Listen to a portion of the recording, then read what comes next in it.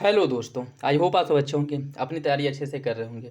साथियों, हम लोग घटना चक्र जो करंट अफेयर है, वीकली करंट अफेयर को कवर कर रहे हैं और इस वीडियो में हम लोग 8 से लेकर के 15 फरवरी के जो करंट अफेयर है उसको कवर करेंगे और इसी के साथ फरवरी महीने का करंट अफेयर जो है वो आपका कंप्लीट हो जाएगा।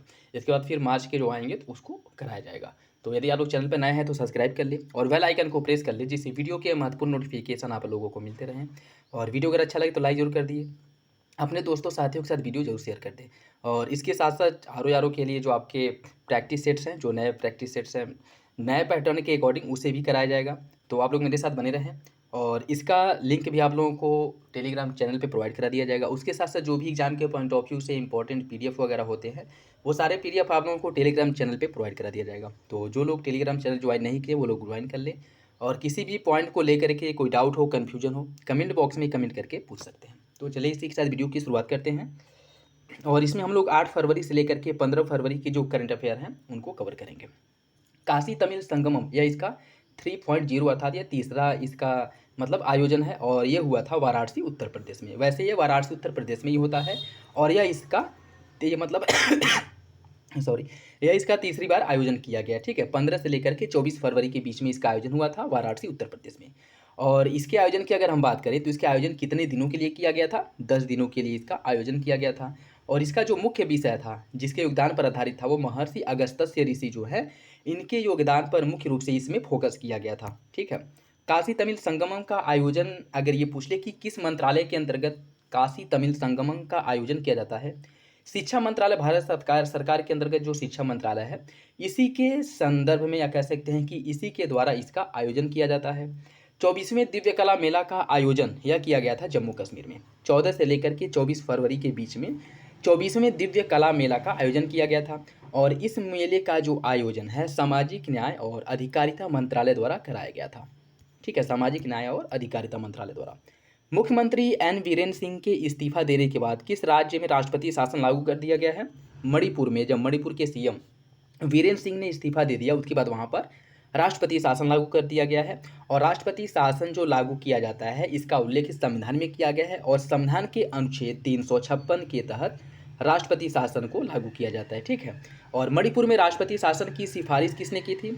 अजय कुमार भल्ला। अजय कुमार भल्ला कौन है? वहाँ के राज्यपाल हैं। राज्यपाल के द्वारा ही किसी भी राज्य में राष्ट्रपति शासन लागू करने के लिए वहाँ के राज्यपाल द्वारा ही सिफारिश की जाती है।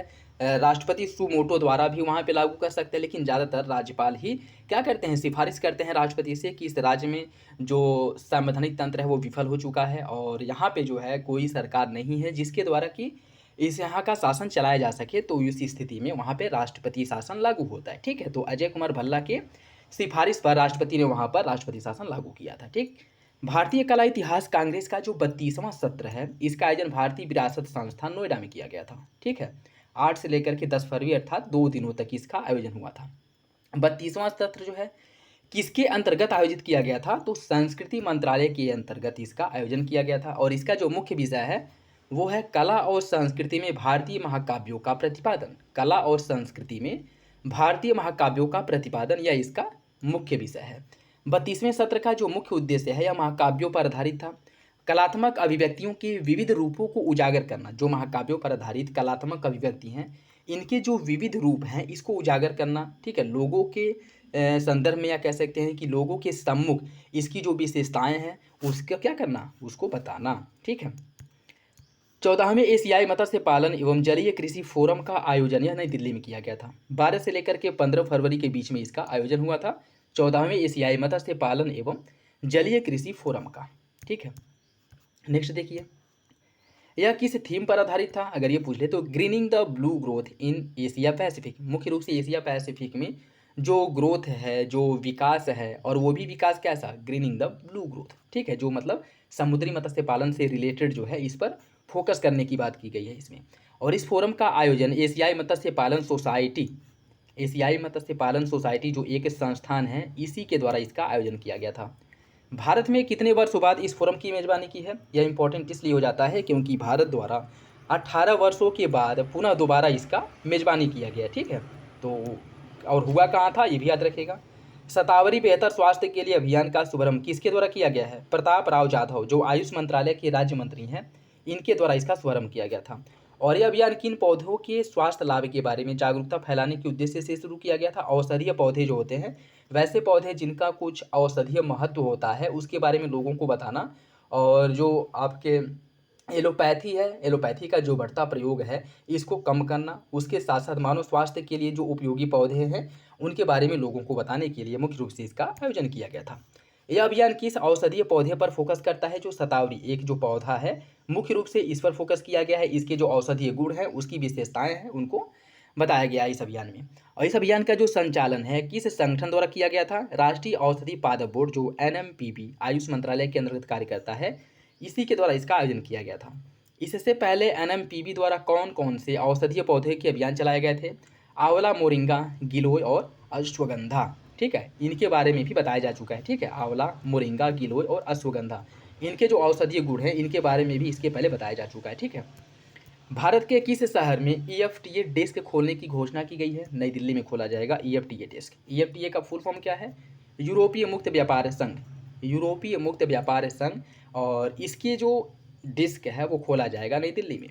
EFTA किन देशों के अंतर सरकारी संगठन है? EFTA जो है यूरोपीय देशों का एक मुक्त व्यापार समझौता है, और इसमें बेसिकली कौन कौन से देश शामिल हैं? स्विट्जरलैंड, नॉर्वे, आइसलैंड और लिंकटेस्टीन। इन देशों का यह एक क्या है? संगठन है, जो मुक्त व्यापार समझौते की ओर क्या करता है? अग्रसर है। भारत सरकार के किस विभाग ने कोरिया परिवहन संस्थान KOTI के साथ एक समझौता ज्ञापन पर हस्ताक्षर किया है? उद्योग एवं आंतरिक व्यापार संवर्धन विभाग, इसके द्वारा इस पर समझौता किया गया है। और इस समझौते पर हस्ताक्षर किया गया था सेजोंग राष्ट्रीय अनुसंधान परिषद जो साउथ अफ्रीका में है, वहाँ पे इस पर हस्ताक्षर किया गया था। यह समझौता ज्ञापन किस क्षेत्र में सहयोग बढ़ाने के लिए किया गया है?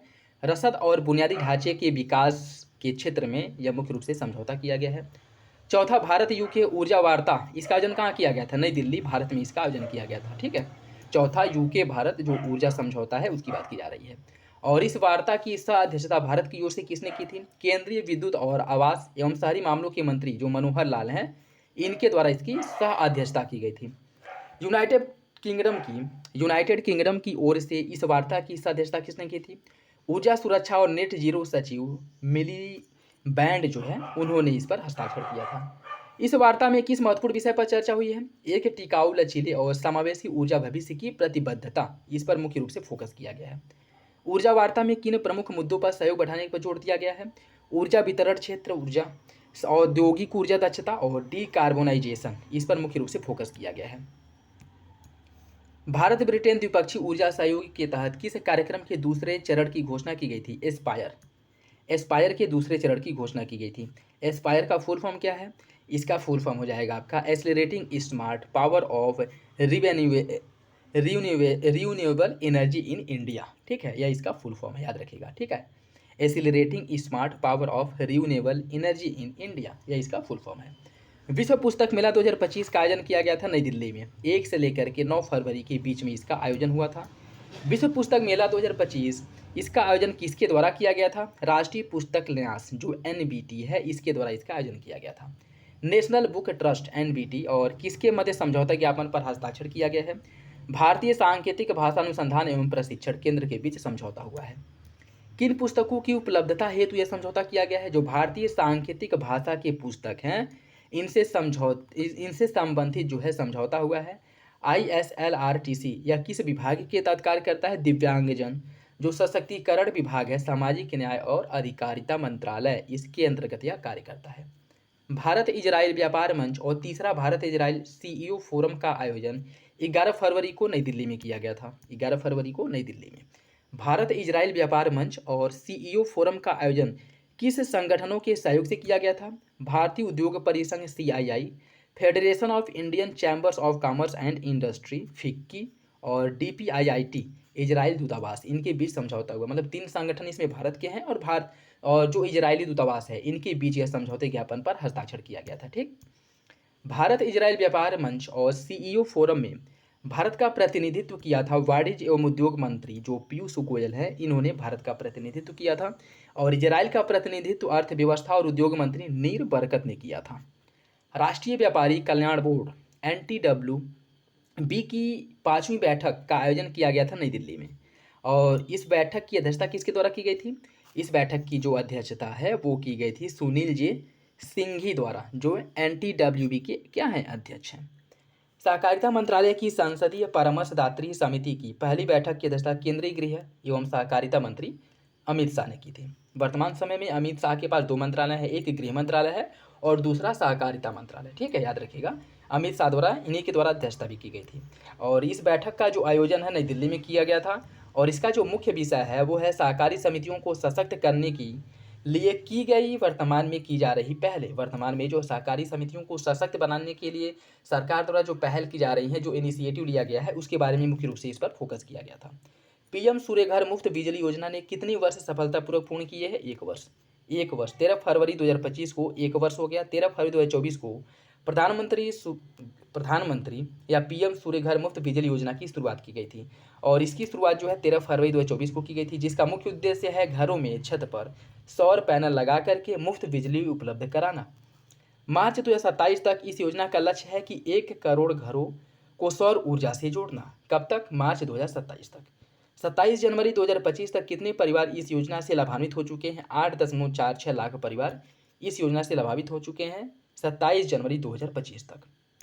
इस योजना में कितने अधिकतम सब्सिडी दी जाती है? इसमें जो सब्सिडी है वह अधिकतम 78,000 रुपये तक की सब्सिडी दी जाती है सरकार के द्वारा। पहला बिम्स्टेक युवा शिखर सम्मेलन का आयोजन गांधीनगर गुजरात में किया गया था 7 से लेकर के 11 फरवरी के बीच में। इस शिखर सम्मेलन की अध्यक्षता किसने की थी? केंद्रीय युवा मामले और खेल मंत्री डॉक्टर मनसुख मंडाविया ने इसकी अध्यक्षता की थी। बिम्स्टेक की कुल आबादी में युवा आबादी की प्रतिशत कितनी है? 60%। बिम्स्टेक की जो टोटल आबादी है उसमें 60% युवा हैं। बिम्स्टेक मतलब जो देशों का संगठन है। डॉक्टर मनसुख मंडाविया ने बिम्स्टेक देशों के लिए कौन सी नई पहल की शुरुआत की है? वो जो युवा सेतु है इसकी शुरुआत की गई है। ठीक है, युवा सेतु की शुरुआत की गई है। वेब्स के सलाहकार बोर्ड की विस्तृत बैठक की अध्यक्षता किसके द्वारा की गई थी? प्रधानमंत्री नरेंद्र मोदी द्वारा। और इसकी जो आयोजन है 7 फरवरी 2025 को इसका आयोजन किया गया था। यह बैठक किस माध्यम से आयोजित किया गया था? वीडियो कॉन्फ्रेंसिंग माध्यम से इसका आयोजन किया गया था। वेब्स का फुल फॉर्म क्या होता है? विश्व ऑडियो विजुअल एवं मनोरंजन शिखर सम्मेलन, यह इसका फुल फॉर्म है।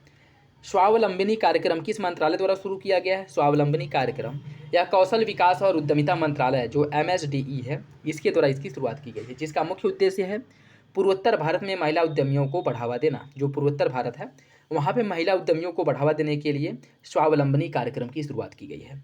स्वावलंबनी कार्यक्रम या किन राज्यों में इसकी शुरुआत की गई थी? असम, मेघालय और मिजोरम।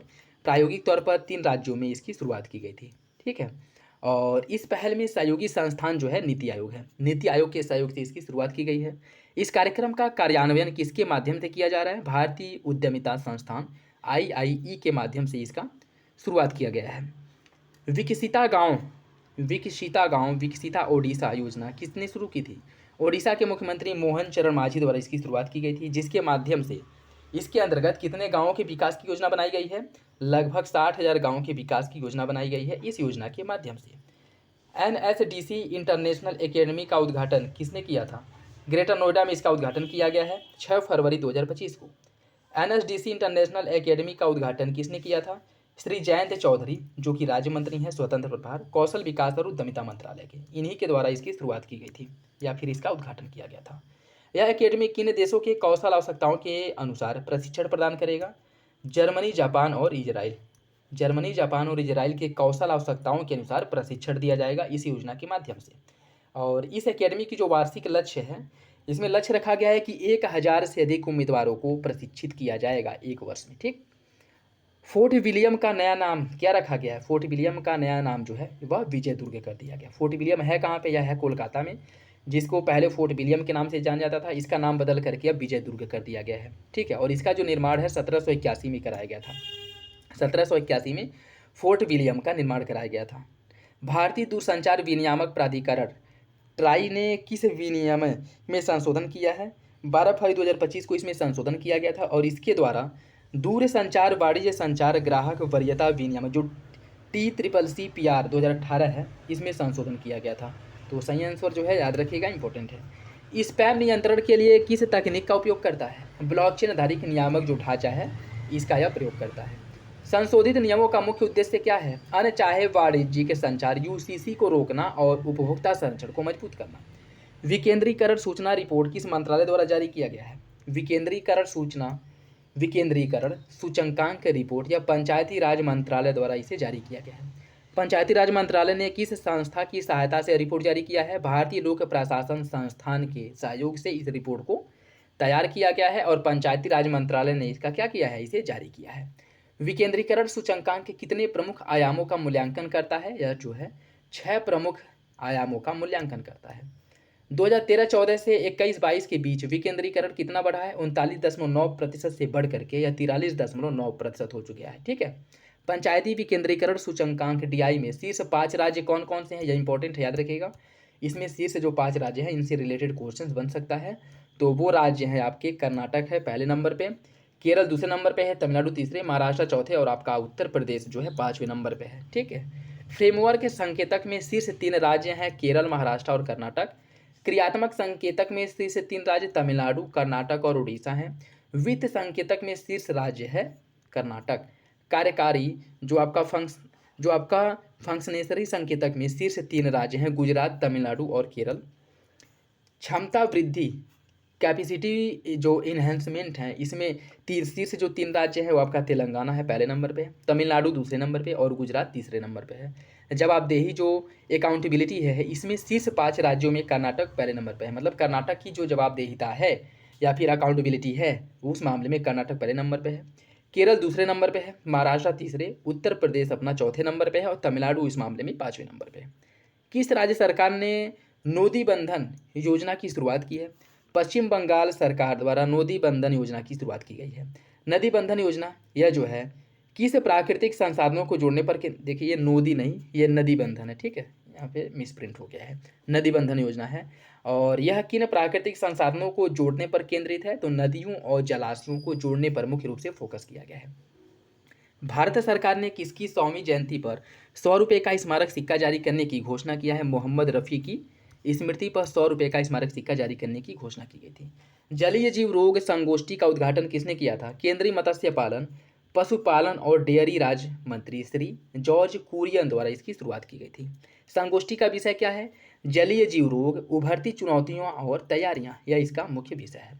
यह संगोष्ठी किस बड़े आयोजन का हिस्सा है? 14वां एशियाई मत्स्य पालन और जलीय कृषि मंच जो इसका आयोजन किया गया था, इसी का एक पार्ट है। किस राज्य के मुख्यमंत्री एन बीरेन सिंह ने अपने पद से इस्तीफा दिया है? मणिपुर के, और इसी के बाद वहां पे राष्ट्रपति शासन लागू किया गया है। तीसरा भारत ऊर्जा सप्ताह कब आयोजित किया गया है? 11 से लेकर के 14 फरवरी 2025 के बीच में तीसरा भारत ऊर्जा सप्ताह का आयोजन किया गया था। तीसरा भारत ऊर्जा सप्ताह कहाँ आयोजित किया गया था? इसका आयोजन किया गया था नई दिल्ली में। किस मंत्रालय के संरक्षण में आयोजित किया गया था? पेट्रोलियम और प्राकृतिक गैस मंत्रालय के संरक्षण में इसका आयोजन हुआ था। तीसरा भारत ऊर्जा सप्ताह 2025 का आयोजन किसके द्वारा किया गया था? भारतीय पेट्रोलियम उद्योग महासंघ FIPT और DMG इवेंट्स लिमिटेड, इसके द्वारा आयोजन हुआ था। भारत ऊर्जा सप्ताह 2025 में कितनी फॉर्चून 500 कंपनियों को ये CEO शामिल हुए थे? लगभग 90 जो फॉर्चून कंपनियां हैं इनके CEO इसमें शामिल हुए थे। पहला भारत ऊर्जा सप्ताह कब और कहाँ आयोजित किया गया था? पहला भारत ऊर्जा सप्ताह का आयोजन किया गया था 2023 में और बेंगलुरु में किया गया था। कृषि के लिए उत्कृष्टता केंद्र एग्री हब का शुभारंभ कहाँ किया गया था? IIT इंदौर में किया गया था। एग्री हब किसके सहयोग से स्थापित किया गया है? इलेक्ट्रॉनिक्स एवं सूचना प्रौद्योगिकी मंत्रालय के सहयोग से स्थापित किया गया है। कृषि में किन तकनीकों का लाभ उठाने के लिए इसकी स्थापना की गई है? कृषि में आर्टिफिशियल इंटेलिजेंस और मशीन लर्निंग, उसके साथ साथ डीप लर्निंग हो गया, मशीन लर्निंग हो गया, आर्टिफिशियल इंटेलिजेंस हो गया, इन तकनीकों का लाभ उठाने के लिए इसका स्थापना किया गया है। केंद्रीय बजट 2025-26 में किस मिशन की घोषणा की गई है? कपास उत्पादन के लिए जो राष्ट्रीय मिशन है इसकी घोषणा की गई है और यह मिशन लगभग 5 वर्षों के लिए इसे यह जारी रहेगा। ठीक है, और 5 वर्षों में जो कपास उत्पादन है उसमें वृद्धि करने पर मुख्य रूप से फोकस किया जाएगा। इस मिशन के अंतर्गत किसानों को कैसी सहायता दी जाएगी? विज्ञान और प्रौद्योगिकी से संबंधित सहायता दी जाएगी, जिससे कि कपास उत्पादन में वैज्ञानिक पद्धति का प्रयोग करते हुए कपास के उत्पादन में वृद्धि किया जा सके। यह मिशन मुख्य रूप से कपास की किन किस्मों को बढ़ावा देने के लिए है? अत्यधिक लंबे रेशे वाले जो कपास होते हैं, जैसे कपास कई प्रकार के होते हैं, टसर रेशम, ईरी रेशम, मूगा रेशम। ठीक है, और इसमें कुछ कपास ऐसे होते हैं जिनके रेशे लंबे होते हैं और कुछ कपास ऐसे होते हैं जिनके रेशे छोटे होते हैं। तो इसमें बेसिकली मुख्य रूप से उन्हीं कपास पर फोकस किया गया है जिनके रेशे लंबे होते हैं। ठीक है, भारत का पहला सफ़ेद बाघ प्रजनन केंद्र कहाँ स्थापित करने की बात की गई है? रीवा मध्य प्रदेश में इसका स्थापना किया जाएगा। इस प्रजनन केंद्र को किस प्राधिकरण से मंजूरी मिली है? केंद्रीय चिड़ियाघर प्राधिकरण जो है, जो CZA है, इससे मंजूरी मिल गई है, जिसके बाद अब स्थापना किया जाएगा। केंद्रीय बजट 2025-26 में किस राज्य में मखाना बोर्ड स्थापित करने की बात की गई है? बिहार में। मखाना का सबसे अधिक उत्पादन बिहार में ही होता है, इसीलिए बिहार में मखाना बोर्ड का स्थापना करने की बात की गई है। और मखाना बोर्ड का स्थापना करने का जो मुख्य उद्देश्य है वो है मखाना के उत्पादन में वृद्धि करना, उसके साथ साथ मार्केटिंग और उसका जो प्रसंस्करण है इसको बढ़ावा देना। ठीक है। किस राज्य ने समान नागरिक संहिता UCC का मसौदा तैयार करने के लिए एक पैनल का गठन किया है? गुजरात। देखिए, उत्तराखंड के लागू करने के बाद गुजरात भी UCC को लागू करने के लिए कदम बढ़ा रहा है, और गुजरात में भी ऐसे कयास लगाए जा रहे हैं कि यहाँ भी UCC लागू हो जाएगा। अभी जो है वहाँ पे कैसे लागू करना है इसके लिए एक पैनल का गठन किया जा चुका है। ठीक है। और इस 5 सदस्यीय पैनल का जो अध्यक्ष है वह रंजन देसाई, जो सेवानिवृत्त सुप्रीम कोर्ट के न्यायाधीश है, इनकी अध्यक्षता में एक पैनल का गठन किया गया है, जो UCC को लागू करने के लिए कौन सी चुनौतियाँ आएंगी, कौन सी संभावनाएं हैं और कैसे लागू किया जाए, इससे संबंधित जो रिपोर्ट हैं, जो सुझाव है, वो इनके द्वारा दिया जाएगा। ठीक है। और UCC पर रिपोर्ट तैयार करने के लिए पैनल को जो जो अल्टीमेटम दिया गया है वो लगभग 45 दिनों का है, कि 45 दिनों के अंदर इस पैनल को अपना रिपोर्ट प्रस्तुत करना होगा। किसको? सरकार को। पैनल के अन्य जो सदस्य हैं वो कौन कौन से हैं? CL मीणा, RC कोडकर, दाछेस ठाकर और गीताबेन श्रॉफ, इनकी अध्यक्षता में आयोजन किया गया। ठीक है। पैनल का गठन किया गया है या इसके सदस्य हैं। मंडल स्तरीय खाद्य एवं ग्रामोद्योग एक्सपो 2025 का आयोजन कहाँ किया गया था? लखनऊ में। 27 जनवरी से लेकर के 10 फरवरी के बीच में इसका आयोजन हुआ था। भारत और चीन किस यात्रा को फिर से शुरू करने पर सहमत हुए हैं? कैलाश मानसरोवर यात्रा शुरू करने पर फिर से सहमति बनी है भारत और चाइना के बीच में। यह यात्रा पुनः कब शुरू हो जाएगा? ग्रीष्मकाल में 2025 में इसकी शुरुआत की जाएगी। भारत और चीन के बीच किस सेवा को फिर से शुरू करने पर सहमति बनी है? जो सीधी हवाई मार्ग है वह शुरू करने की बात भी की गई है। 2020 में कैलाश मानसरोवर यात्रा क्यों रोक दी गई थी? जो कोविड-19 प्रतिबंध और उसके साथ साथ जो गलवान झड़प हुआ था, इसके बाद जो आपका कैलाश मानसरोवर यात्रा है इसको क्या किया गया था? रोक दिया गया था। ठीक। नेक्स्ट देखिए, और इसमें अब हम लोग अंतर्राष्ट्रीय जो करंट अफेयर हैं वो उसको डिस्कस करेंगे। 8वां हिंद महासागर सम्मेलन का आयोजन किया गया था मस्कट, ओमान में 16 से लेकर के 17 फरवरी के बीच में। 8वां हिंद महासागर सम्मेलन में किसने भाग लिया था? विदेश मंत्री S जयशंकर ने इसमें भारत का प्रतिनिधित्व किया था। हिंद महासागर सम्मेलन की शुरुआत 2016 में किसके द्वारा की गई थी? इंडिया फाउंडेशन द्वारा इसकी शुरुआत की गई थी। और इस सम्मेलन का जो मुख्य विषय है, मुख्य उद्देश्य है, वो है सुरक्षा और विकास हेतु विचार विमर्श, मतलब अपने जो विचार हैं उसको आदान प्रदान करना, उसको साझा करना। विश्व सरकार शिखर सम्मेलन 2025 का आयोजन कहाँ किया गया था? दुबई, संयुक्त अरब अमीरात में इसका आयोजन किया गया था। और इसकी थीम है भविष्य की सरकारों को आकार देना। ठीक है, इसकी थीम है भविष्य की सरकारों को आकार देना। यह सम्मेलन कितने विषयगत वार्तालाप या थीमेटिक डिस्कशन पर आधारित है? लगभग 6। ठीक है, कितने हैं? 6 हैं। 2025 में वैश्विक उत्कृष्ट एम गाँव अर्थात जो आपका एम गाँव पुरस्कार में कांस्य पदक जीतने वाली भारतीय टीम के सदस्य कौन कौन से हैं? सागर तेवतिया, अभिनव मिश्रा और अनुष्का सिंह, इनके द्वारा पुरस्कार जीता गया, पदक जीता गया। ठीक है। भारतीय विजेता टीम किस संस्थान के छात्र हैं? महाराजा अग्रसेन प्रौद्योगिकी संस्थान नई दिल्ली के छात्र हैं। एम गाँव अवार्ड और गांवटेक अवार्ड कौन प्रदान करता है? संयुक्त अरब अमीरात सरकार द्वारा यह प्रदान किया जाता है। दक्षिण चीन सागर में एक गहरे समुद्री अनुसंधान केंद्र निर्माण की मंजूरी किस देश ने दी है? चाइना द्वारा इसकी मंजूरी दी गई है। और यह केंद्र समुद्र की सतह से कितनी गहराई में स्थित होगा? लगभग 2000 मीटर की गहराई में इसका स्थापना किया जाएगा। इस योजना का परिचालन 2030 से शुरू हो जाएगा। दक्षिण चीन सागर किस महासागर का भाग है? यह प्रशांत महासागर का भाग है। चौथे नो मनी फॉर टेरर सम्मेलन का आयोजन म्यूनिख जर्मनी में किया गया था। म्यूनिख जर्मनी में इसका आयोजन किया गया था। इस सम्मेलन में भारत का प्रतिनिधित्व नित्यानंद राय, जो केंद्रीय गृह राज्य मंत्री हैं, इन्होंने भारत का प्रतिनिधित्व किया था। और इसका मुख्य उद्देश्य है आतंकवाद और संगठित अपराध को रोकने में अंतर्राष्ट्रीय सहयोग को आगे बढ़ाना। यह इसका मुख्य उद्देश्य है जिस पर यह फोकस है। वित्तीय खुफिया इकाई FIU भारत सरकार के किस मंत्रालय के अंतर्गत कार्य करता है? केंद्रीय वित्त मंत्रालय के अंतर्गत यह कार्य करता है। संवाद, संघर्ष निवारण और पर्यावरण चिंतन के लिए वैश्विक हिंदू बौद्ध पहल का 4था संस्करण कहाँ आयोजित किया गया था? बैंकॉक, थाईलैंड में इसका आयोजन किया गया था। संवाद पहल की स्थापना का श्रेय किसे दिया जाता है? प्रधानमंत्री मोदी और शिंजो आबे को।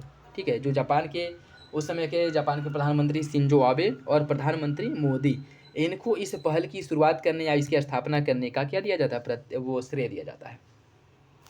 पनामा ने किस पहल से बाहर निकलने का निर्णय लिया है? बेल्ट एंड रोड इनिशिएटिव जो चाइना का पहल है, इससे बाहर निकलने की घोषणा की है। पनामा किस क्षेत्र का पहला देश बन गया है जो चीन की बेल्ट और रोड पहल से बाहर निकला है? लैटिन अमेरिकाई, पहला लैटिन अमेरिकाई देश है जिसने इस पहल से बाहर निकलने की घोषणा की है। पनामा ने किस देश के दबाव में बीआरआई पहल से बाहर निकलने का घोषणा किया, फैसला लिया है? अमेरिका के दबाव में इसने बाहर निकला है। ठीक है। पनामा के राष्ट्रपति का नाम है जोस राउल मुलिनो। जोस राउल मुलिनो या पनामा के राष्ट्रपति हैं। अर्जेंटीना ने किस अंतर्राष्ट्रीय संगठन से बाहर निकलने की घोषणा की है? विश्व स्वास्थ्य संगठन। अर्जेंटीना ने भी WHO से बाहर निकलने की घोषणा कर दी है। इसके पहले जो अमेरिका है वह WHO से बाहर हो चुका है। ठीक है, अमेरिका WHO से बाहर हो चुका है और अभी अर्जेंटीना भी घोषणा कर रहा है कि वो भी WHO को छोड़ देगा। ठीक है। अर्जेंटीना सरकार ने WHO से बाहर निकलने के लिए कौन से मुख्य कारण बताएं? संप्रभुता में हस्तक्षेप। इनका मानना है कब कि WHO द्वारा उनकी संप्रभुता में हस्तक्षेप करता है, जिस कारण वह इसे छोड़ रहे हैं। किन देशों ने डीप सीक AI पर बैन लगा दिया है? अमेरिका, ऑस्ट्रेलिया, दक्षिण कोरिया और भारत। इनके द्वारा डीप सीक AI पर बैन लगा दिया गया है। ठीक है। किन कारणों से इस पर बैन लगाया गया है? सुरक्षा और डेटा प्राइवेसी को लेकर के इस पर बैन लगाया गया है। और डीप सीक किस देश द्वारा विकसित किया गया चैटबॉट है या चीन द्वारा विकसित किया गया है? एक ChatGPT की तरह ही चैटबॉट है। ठीक है। प्रधानमंत्री नरेंद्र मोदी ने फरवरी 2025 में किन दो देशों की यात्रा की थी? फ्रांस और अमेरिका की। फ्रांस और अमेरिका की यात्रा किए थे कब? 10 से लेकर के 13 फरवरी के बीच में। पहले चरण में अब फ्रांस गए थे और दूसरे चरण में अमेरिका। ठीक है। प्रधानमंत्री नरेंद्र मोदी ने किस देश के राष्ट्रपति के साथ AI एक्शन समिट की सह अध्यक्षता की थी? फ्रांस के राष्ट्रपति के साथ, जो इमैनुअल मैक्रों हैं उनके साथ मिल करके एक्शन समिट, जो AI एक्शन समिट है, उसकी सह अध्यक्षता की थी। 14वां भारत फ्रांस CEO फोरम, इस बैठक का आयोजन पेरिस में किया गया था। इस बैठक का आयोजन किया गया था पेरिस में। ठीक है।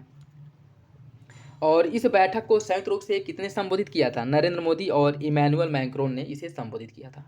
प्रधानमंत्री नरेंद्र मोदी और फ्रांस के राष्ट्रपति संयुक्त रूप से कहाँ भारतीय महावाणिज्यिक दूतावास का उद्घाटन किए? मार्सिले। फ्रांस के मार्सिले शहर में एक भारतीय जो महावाणिज्यिक दूतावास है, इसका उद्घाटन किया गया है। ठीक है, याद रखिएगा, यह इंपॉर्टेंट है फैक्ट। महावाणिज्यिक दूतावास को क्षेत्राधिकार कितने फ्रांसीसी प्रशासनिक क्षेत्रों पर होगा? 4। इसके अंतर्गत कौन कौन से क्षेत्र आएंगे? प्रोविसे आल्पस कोट डी जूर, कोर्सिको, ओसिटानी और आवर्गे रोन आल्पस, यह सभी जो है इस महावाणिज्यिक दूतावास के अंतर्गत आएंगे। ठीक है। ऑपरेशन डेविल हंट किस देश में शुरू किया गया है? ऑपरेशन डेविल हंट यह शुरू किया गया बांग्लादेश में। ऑपरेशन डेविल हंट का उद्देश्य क्या है? राजनीतिक अशांति से जुड़ी हिंसा पर कार्रवाई करना। इस ऑपरेशन के तहत कितने से अधिक लोगों को गिरफ्तार किया? लगभग 1300 से अधिक लोगों को गिरफ्तार कर लिया गया है। डोनाल्ड ट्रंप ने अंतर्राष्ट्रीय अपराध न्याय ICC पर किस प्रकार के प्रतिबंध लगाए हैं? आर्थिक और यात्रा प्रतिबंध इनके द्वारा लगा दिया गया है। और यह जो प्रतिबंध लगाया गया है ICC जांच में शामिल व्यक्तियों पर लगाया गया है। ठीक है।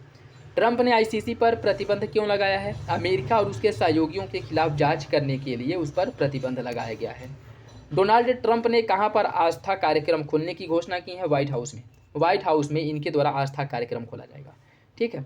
डोनाल्ड ट्रंप ने किसके नेतृत्व में अमेरिका में ईसाइयों के उत्पीड़न के विरुद्ध एक टास्क फोर्स की घोषणा की है? पॉम वांडी जो अटॉर्नी जनरल हैं, इनकी अध्यक्षता में जो ईसाइयों के खिलाफ उत्पीड़न हुआ है उसके विरुद्ध एक टास्क फोर्स का गठन किया गया है जो उसकी जांच करेगा, उसके साथ साथ और फ्यूचर में ऐसा न हो। ठीक है, इस पर मुख्य रूप से क्या किया जाएगा? ध्यान दिया जाएगा। भारत और अमेरिका ने 2030 तक द्विपक्षीय व्यापार को बढ़ाकर कितने करने का संकल्प या कह सकते हैं कि उद्देश्य बनाया है? $500 अरब। ठीक है, इनका मानना है कि द्विपक्षीय व्यापार को बढ़ा करके कब तक? 2030 तक $500 अरब तक पहुंचाना है, यह लक्ष्य रखा गया है। भारत और अमेरिका के इस व्यापार लक्ष्य को किस नाम से जाना जाता है? इसे मिशन 500 के नाम से जाना जाता है। अगर पूछ ले ऐसे ही मिशन 500 क्या है, तो यह भारत और अमेरिका के बीच में व्यापार को बढ़ावा देने किया एक क्या है? समझौता है, जिसका उद्देश्य क्या है कि 2030 तक भारत और अमेरिका के बीच दो द्विपक्षीय व्यापार है, इसको बढ़ा करके $500 अरब करना है। भारत अमेरिका के बीच व्यापारिक संबंधों को लेकर के वार्तालाप जो हुआ था वाशिंगटन में हुआ था। ऑस्ट्रेलिया ने किन अपराधों से निपटने के लिए सख्त कानून पारित किए हैं? घृणा अपराध जो हेट स्पीच, हेट क्राइम है और आतंकवाद है, इससे निपटने के लिए एक सख्त कानून बनाया है। और इस नए कानून के तहत आतंकवाद से जुड़े अपराधों के लिए जो न्यूनतम सजा है वो 6 वर्ष होगी। और ऑस्ट्रेलिया में सार्वजनिक रूप से नाजी सैल्यूट देने पर जो न्यूनतम सजा है वो 12 महीने का होगा। ठीक है, नाजी सैल्यूट देने पर। भ्रष्टाचार धारणा सूचकांक CPI 2024 में भारत की रैंकिंग है 96वीं। भारत जो है 96वें स्थान पे है, ठीक है। भारत है 96वें नंबर पे। भ्रष्टाचार धारणा या भ्रष्टाचार बोध, इसी को भ्रष्टाचार धारणा सूचकांक या भ्रष्टाचार बोध सूचकांक भी कहा जाता है, ठीक है। तो कंफ्यूज नहीं होना है। इसे जारी किया जाता है ट्रांसपेरेंसी इंटरनेशनल, जर्मनी द्वारा इसे जारी किया जाता है। भ्रष्टाचार धारणा या बोध सूचकांक किस स्केल पैमाने का उपयोग करता है? 0 से 100। भ्रष्टाचार धारणा सूचकांक CPI 2024 किस विषय पर आधारित है? भ्रष्टाचार जलवायु परिवर्तन के खिलाफ लड़ाई में बाधा डालना, ठीक है। भ्रष्टाचार धारणा या बोध सूचकांक 2024 में कौन सा देश लगातार 7वें वर्ष पहले नंबर पे है? डेनमार्क पहले नंबर पे है। और कौन सा देश सबसे निचले पायदान पे है? दक्षिणी सूडान या सबसे निचले पायदान पे है, 180वें नंबर पे है।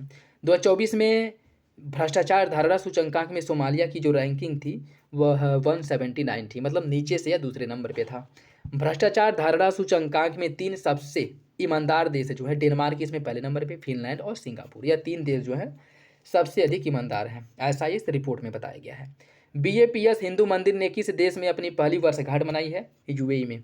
यह BAPS जो हिंदू मंदिर है यह UAE में, इसका उद्घाटन प्रधानमंत्री नरेंद्र मोदी द्वारा किया गया था और ये इसके 1 साल हो चुके हैं, जिसके बाद इसकी पहली वर्षगांठ मनाई गई है, ठीक है। और इसकी जो थीम है मंदिर समुदाय का हृदय, यह इसकी थीम है। प्रसिद्ध तमिल कवि तिरुवल्लुवर की प्रतिमा का अनावरण किया गया है फिलीपींस में, और यह अनावरण भारत और फिलीपींस के बीच राजनीतिक संबंधों के 75 वर्ष पूरे होने के उपलक्ष्य में किया गया है। किसने दुनिया के सबसे लंबे undersea cable system project Waterworth की शुरुआत की है? मेटा द्वारा इसकी शुरुआत की गई है। अंडर सी केबल की लंबाई जो है लगभग 50,000 किलोमीटर से अधिक है और यह केवल कितने महाद्वीपों को जोड़ेगा? 5 महाद्वीपों को जोड़ेगा। यह केबल समुद्र में कितने मीटर तक की गहराई में बिछाई गई है? 7,000 मीटर की गहराई में यह केबल बिछाया गया है। जहाज के लंगर और अन्य खतरों से केबल की रक्षा के लिए किस तकनीकी का उपयोग किया गया है? अत्याधुनिक समाधि पद्धति। अत्याधुनिक समाधि पद्धति का इसमें उपयोग किया गया है। डोनाल्ड ट्रंप ने गल्फ ऑफ मैक्सिको का नया नाम क्या बताया है? Gulf of America. इन्होंने इसका नाम बदल करके कर दिया है गल्फ ऑफ अमेरिका, ठीक है। गल्फ ऑफ अमेरिका दिवस 9 फरवरी को इन्होंने इसका नाम बदला और घोषणा किया कि प्रत्येक वर्ष 9 फरवरी को गल्फ ऑफ अमेरिका दिवस के रूप में मनाया जाएगा, ठीक है। गल्फ ऑफ अमेरिका नामकरण किस कार्यकारी आदेश के तहत किया गया है? कार्यकारी आदेश 14,172 के तहत किया गया है। कार्यकारी आदेश 14,172 का शीर्षक क्या है? इसका जो शीर्षक है वो है आपका अमेरिकी महानता का सम्मान करने वाले नामों की पुनर्स्थापना। AI एवरीथिंग ग्लोबल सम्मेलन का आयोजन आबू धाबी UAE में किया गया था।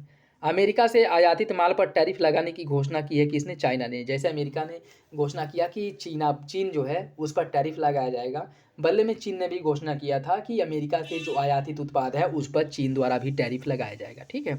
किस देश ने बच्चों के यौन शोषण संबंधी कृत्रिम बुद्धिमत्ता आधारित उपकरणों के उपयोग के विरुद्ध कानून बनाने की घोषणा की है? ब्रिटेन ने। किसके द्वारा घोषणा की गई है? ब्रिटेन द्वारा, ठीक है। ब्रिटेन द्वारा घोषणा की गई है, ब्रिटेन। यूरोपीय संघ ने कहाँ नागरिक मिशन को फिर से शुरू किया है? रफाह सीमा में, रफाह सीमा पर। इस मिशन का उद्देश्य किसके बीच संघर्ष में युद्ध विराम, इस मिशन का उद्देश्य किसके बीच संघर्ष में युद्ध विराम को समर्थन देना है? इजराइल और हमास के बीच। इजराइल और हमास के बीच युद्ध विराम को क्या करना है? समर्थन देना। 15वां अंतर्राष्ट्रीय विश्व फार्माकोपिया 15वां अंतर्राष्ट्रीय विश्व फार्माकोपिया बैठक IMWP का उद्घाटन किया गया है नई दिल्ली में। फार्माकोपिया का संबंध किससे है? औषधियों के विवरण से। इस बैठक की मेजबानी की थी भारतीय भेषज संहिता द्वारा। इस बैठक के आयोजन का उद्देश्य किस पर चर्चा करना है? औषधि संबंधी मानक, सामंजस्य और नियामन पर समझौता करना है। माली, नाइजर और बुर्किना फासो ने किस संगठन से स्वयं को बाहर कर लिया है? पश्चिमी अफ्रीकी आर्थिक समुदाय से इन देशों ने खुद को बाहर कर लिया है। कौन कौन से देश हैं? माली है, नाइजर है, बुर्किना फासो है, ठीक है, 3 देश हैं। पश्चिम अफ्रीका में आर्थिक और राजनीतिक एकता को बढ़ावा देने के लिए इसकी शुरुआत 1975 में की गई थी, ठीक है, याद रखिएगा। इसकी शुरुआत की गई थी 1975 में।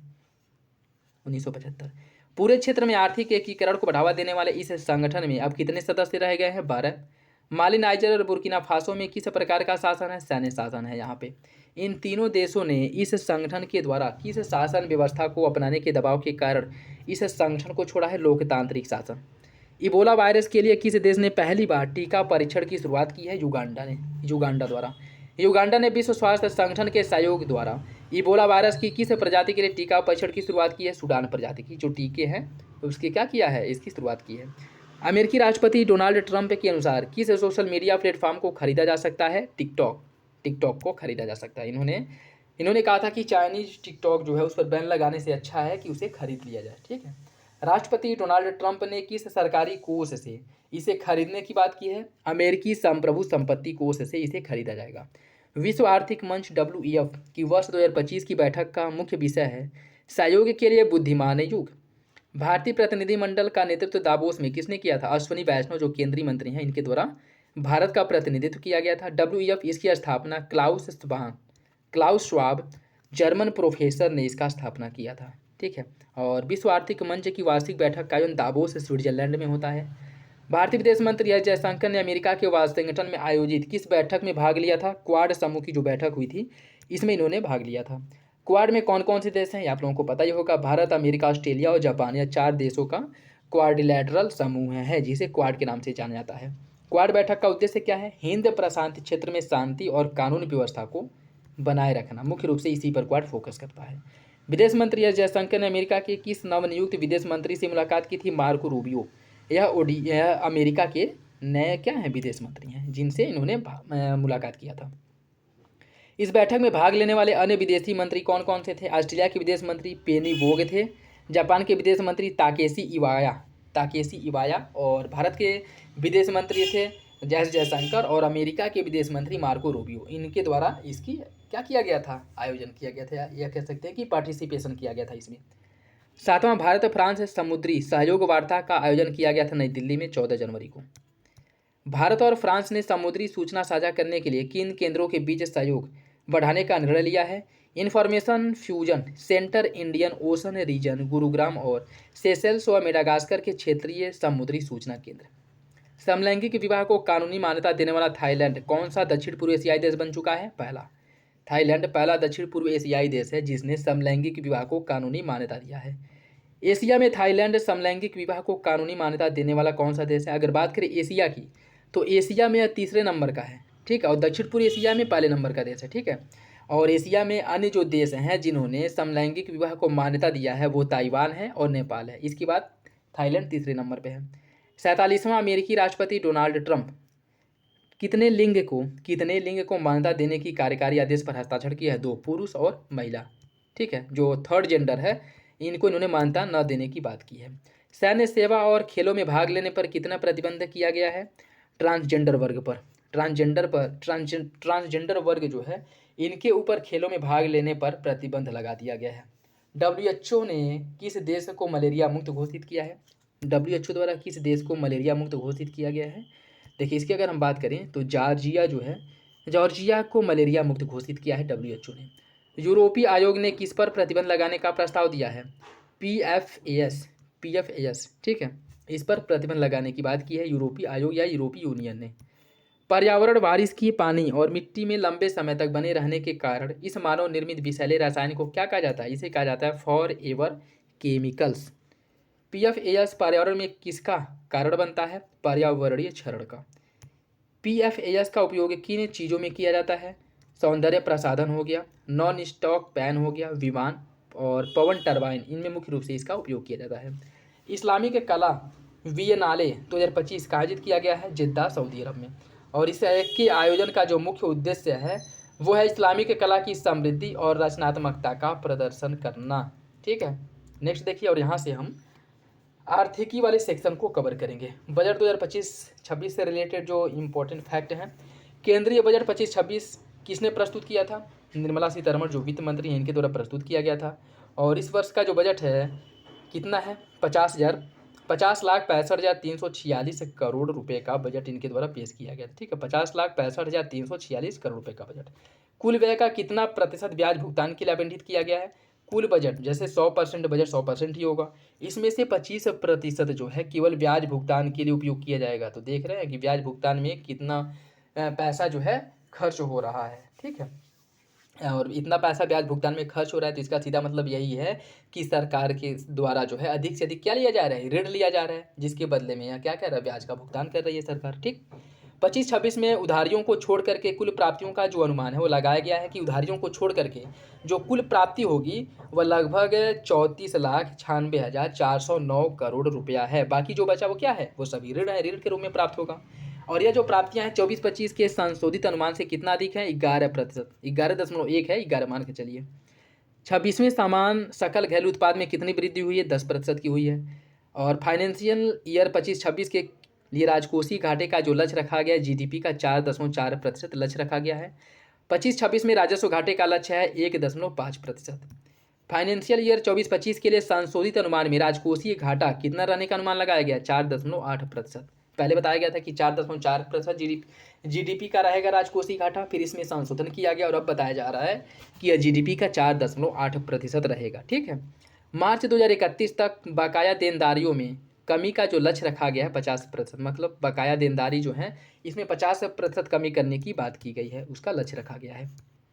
फाइनेंशियल ईयर 25-26 में अनुमानित कर राजस्व वृद्धि जो है वो 11% है। फाइनेंशियल ईयर 25-26 में राज्यों को हस्तांतरण की जाने वाली जो राशि है वह 14,22,444 करोड़ रुपये है। इतनी राशि जो है राज्यों को क्या किया जाता है, हस्तांतरित किया जाता है। और यह जो हस्तांतरण है 24-25 के संशोधित अनुमान से कितना अधिक है, लगभग 10.5%, 10.5% अधिक है। फाइनेंशियल ईयर 25-26 में नेट कर राजस्व, शुद्ध कर राजस्व राज्यों के कर हिस्से को छोड़ करके कितना अनुमानित है, 28,37,409 करोड़ रुपया। ठीक है, यह शुद्ध कर राजस्व है राज्यों के हिस्से को छोड़ करके, मतलब यह जो प्राप्त होगा इसका उपयोग केवल केंद्र सरकार द्वारा किया जाएगा। इसमें राज्यों का कोई भी हिस्सा इसमें नहीं रहेगा, नहीं होगा। ठीक है। फाइनेंशियल ईयर 25-26 में गैर कर राजस्व कितना अनुमान लगाया गया है, गैर कर राजस्व से जो प्राप्त होगा ऐसा अनुमान लगाया गया है कि वह 5,83,000 करोड़ जो है गैर कर राजस्व के रूप में प्राप्त होगा। फाइनेंशियल ईयर 25-26 में पूंजीगत प्राप्तियां लगभग 76,000 करोड़ हैं। ठीक है, 76,000 करोड़। जीएसटी राजस्व का कितना प्रतिशत केंद्रीय जीएसटी से अपेक्षित किया गया है, लगभग 86%। फाइनेंशियल ईयर 25-26 के लिए आयकर संग्रह में अपेक्षित वृद्धि जो इसका जो अनुमान लगाया गया है 14.4%। फाइनेंशियल ईयर 25-26 में अप्रत्यक्ष करों से अनुमानित संग्रह कितना है, 17,35,000। ठीक है, 17,35,100 करोड़ इसका संग्रह का अनुमान लगाया गया है। यह गैर कर राजस्व 24-25 के संशोधित अनुमानों से कितना अधिक है, लगभग 9.8%।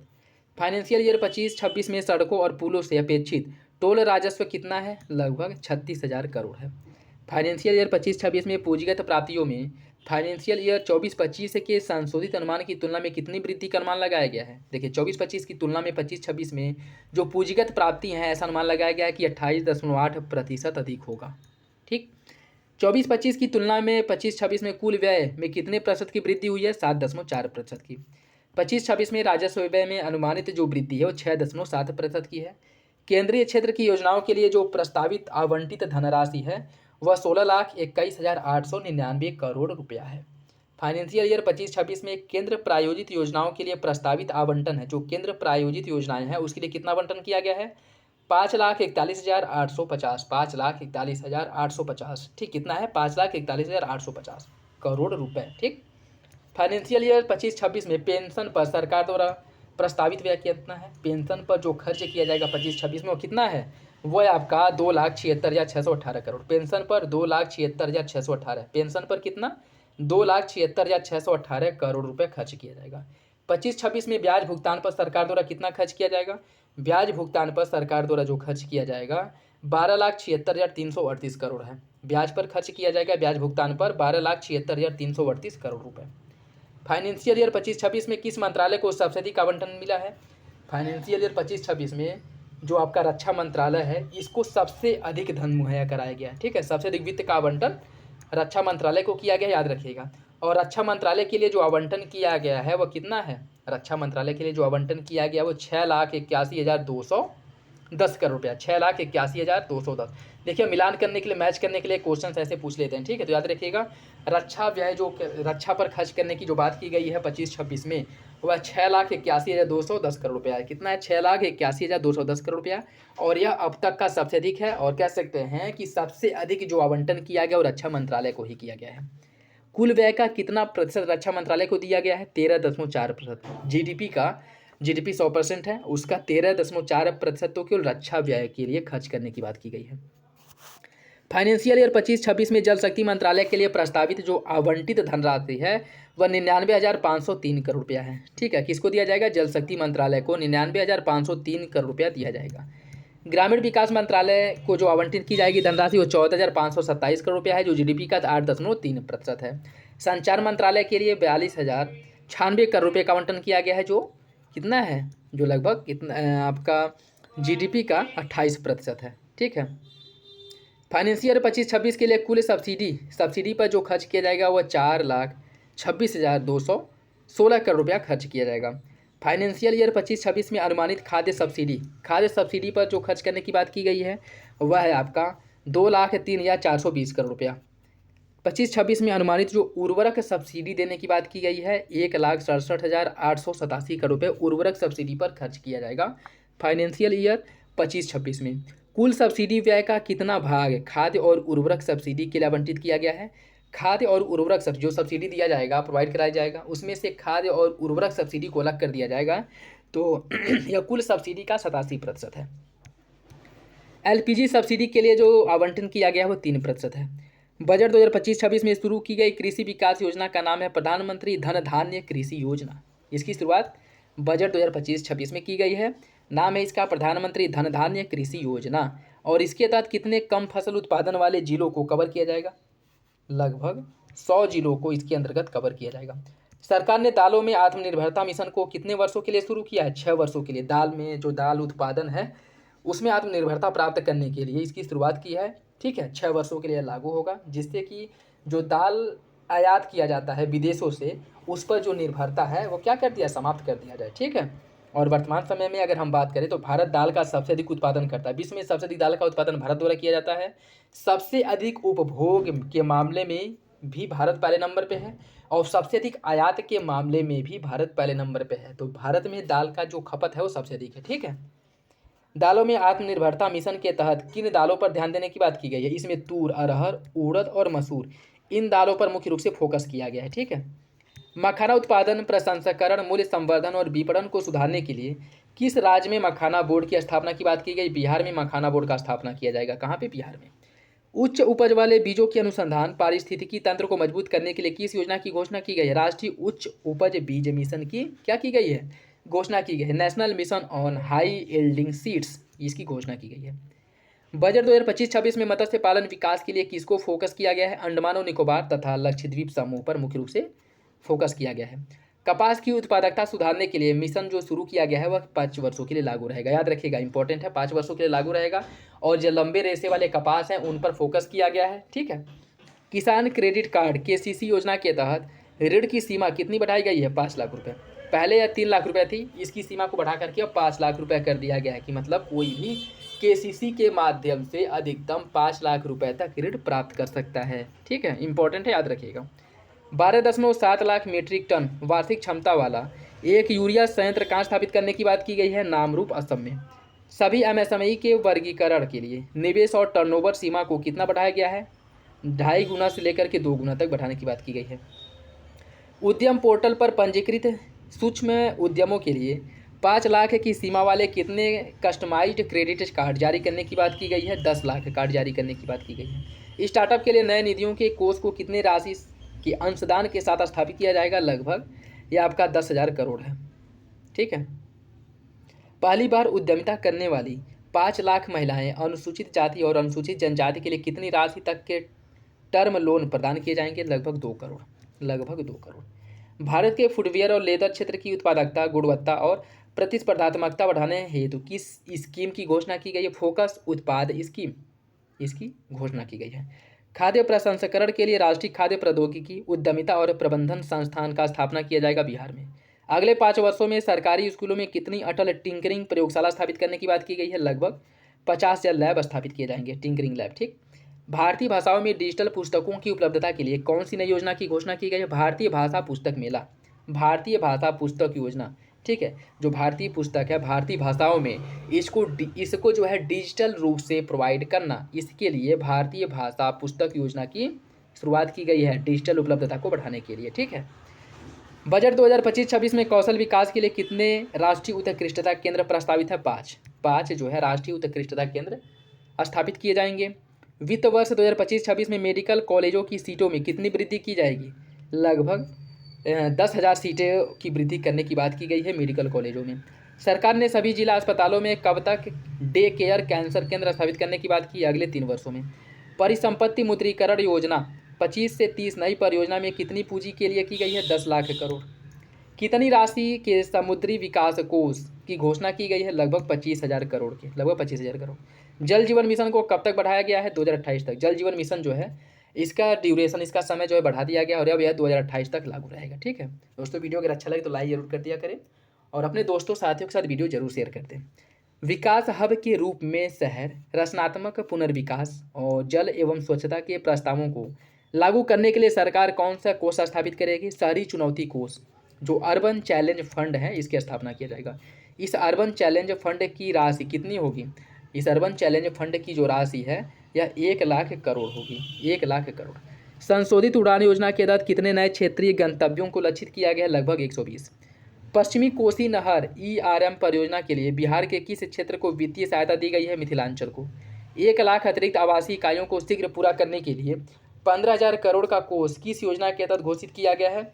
यह किया गया है SWAMIS स्वयं फंड 2 के तहत जो है 15,000 करोड़ रुपए के कोष के बनाने की बात की गई है। ठीक है, कौन सा मिशन पांडुलिपियों के सर्वेक्षण और संरक्षण का समर्थन करता है? पांडुलिपियों का सर्वेक्षण और संरक्षण करने के लिए ज्ञान भारतम मिशन की शुरुआत की गई है। अनुसंधान विकास और नवाचार के लिए कितनी धनराशि आवंटित की गई है? लगभग 20,000 करोड़ रुपए। अगली पीढ़ी के स्टार्टअप के लिए जो नया कोष बनाया गया है, इस कोष का नाम है डीप टेक फंड और फंड्स। IIT और IISc के लिए कितनी प्रधानमंत्री अनुसंधान फेलोशिप योजना बनाई गई है? लगभग 10,000। दूसरे जीन बैंक के लिए कितनी जन्म प्लाज्म लाइनों की योजना बनाई गई है? 10 लाख जन्म प्लाज्म लाइन की। छोटे मॉड्यूलर रिएक्टर्स के लिए प्रस्तावित वित्त घोषणा की गई है लगभग 20,000 करोड़ की। जहाज निर्माण के लिए कौन सी नई योजना घोषित की गई है? जहाज निर्माण वित्तीय सहायता नीति। जहाज निर्माण वित्तीय सहायता नीति। उभरते टियर 2 शहरों में किन केंद्रों को प्रोत्साहन देने के लिए राष्ट्रीय रूपरेखा तैयार करने की बात की गई है? वैश्विक क्षमता केंद्र GCC। बजट में बीमा क्षेत्र के लिए FDI सीमा कितनी निर्धारित की गई है? बीमा क्षेत्र में जो FDI है इसको बढ़ा करके 100% कर दिया गया है। ठीक है, तो बीमा क्षेत्र में वर्तमान समय में 100% FDI की मंजूरी दी गई है। ठीक है, और NABFID कॉर्पोरेट बॉन्ड्स के लिए कौन सी सुविधा स्थापित की गई है? आंशिक क्रेडिट वृद्धि सुविधा। आंशिक क्रेडिट वृद्धि सुविधा, पार्शियल क्रेडिट एनहांसमेंट फैसिलिटी। ग्रामीण क्षेत्रों में ऋण आवश्यकताओं के लिए किस नए ढांचे को विकसित करने की बात की गई है? ग्रामीण क्रेडिट स्कोर की। प्रतिस्पर्धी सहकारी संघवाद की भावना को बढ़ाने हेतु 2025 में राज्यों के लिए किस सूचकांक की घोषणा की गई है? निवेश अनुकूल सूचकांक की। नई व्यक्तिगत आय का छूट सीमा कितनी है? लगभग 12 लाख। नए कर व्यवस्था के तहत वेतनभोगी करदाताओं के लिए मानक कटौती के साथ यह छूट सीमा कितनी है? 12.75 लाख है। ठीक है, 12.75 लाख। और इसमें देखिए कहाँ से क्या, अगर आपकी आय जो है 4 लाख रुपए है तो आपकी कर जो है आपको शून्य कर मतलब जीरो कर देना पड़ेगा। 4 लाख से 8 लाख तक की अगर आपकी आय है तो उस पर 5% का टैक्स लगेगा। 8 से लेकर के 12 लाख की आय है तो 10% टैक्स लगेगा। 12 से 16 लाख है 15%। 16 से 20 लाख पर 20% टैक्स लगेगा। 20 से 24 लाख पर 25% और 24 लाख से अगर अधिक है तो 30% टैक्स लगेगा। ठीक है, किराए पर TDS की वार्षिक सीमा को बढ़ा करके 6 लाख रुपये कर दिया गया है। उदारीकृत धन प्रेषण स्कीम के तहत धन प्रेषणों पर TCS की सीमा को बढ़ा करके 10 लाख कर दिया गया है। इलेक्ट्रॉनिक विनिर्माण सुविधा वाली निवासी कंपनियों में कार्यरत प्रवासियों के लिए कौन सा कर प्रस्तावित किया गया है? प्रकल्पित कराधान व्यवस्था। प्रकल्पित कराधान व्यवस्था। सॉवरेन वेल्थ फंड और पेंशन निधियों द्वारा अवसंरचना क्षेत्र में निवेश की तारीख कब तक बढ़ाई गई है? 31 मार्च 2030 तक। कितनी जीवन रक्षक दवाओं को बेसिक कस्टम ड्यूटी जो BCD है इससे छूट दी गई है? 36 ऐसी जो जीवन रक्षक दवाएं हैं इनको बेसिक कस्टम ड्यूटी से छूट दी गई है। राज्यों के सहयोग से देश में कितने पर्यटन स्थल विकसित करने की घोषणा की गई है? 50। गिग वर्कर्स के लिए किस योजना की घोषणा की गई? सामाजिक सुरक्षा योजना। गिग वर्कर्स के लिए सामाजिक सुरक्षा योजना की घोषणा की गई है। नेक्स्ट देखिए, और अब हम विज्ञान से रिलेटेड जो करंट अफेयर हैं उनको देखेंगे। लसिका फाइलेरिया उन्मूलन के लिए राष्ट्रीय सार्वजनिक औषधि वितरण एमडीए अभियान का शुभारंभ किसने किया था? जगत प्रकाश नड्डा, जो केंद्रीय स्वास्थ्य एवं परिवार कल्याण मंत्री हैं, इनके द्वारा इसकी घोषणा की गई है। और यह अभियान 13 राज्यों में शुरू किया गया है, जिसमें आंध्र प्रदेश, असम, बिहार, छत्तीसगढ़, गुजरात, झारखंड, कर्नाटक, केरल, मध्य प्रदेश, महाराष्ट्र, उड़ीसा, उत्तर प्रदेश और पश्चिम बंगाल, यह 13 राज्य हैं जहाँ पर इसे प्रायोगिक तौर पर चलाया जाएगा। ठीक है। इस अभियान में कितने जिले शामिल किए गए हैं? लगभग 111 जिले शामिल किए गए हैं। और इसके तहत कितने लोगों को मुफ्त में दवा दी जाएगी? 17.5 मतलब 17.5 करोड़ से अधिक लोगों को मुफ्त में दवा मुहैया कराया जाएगा।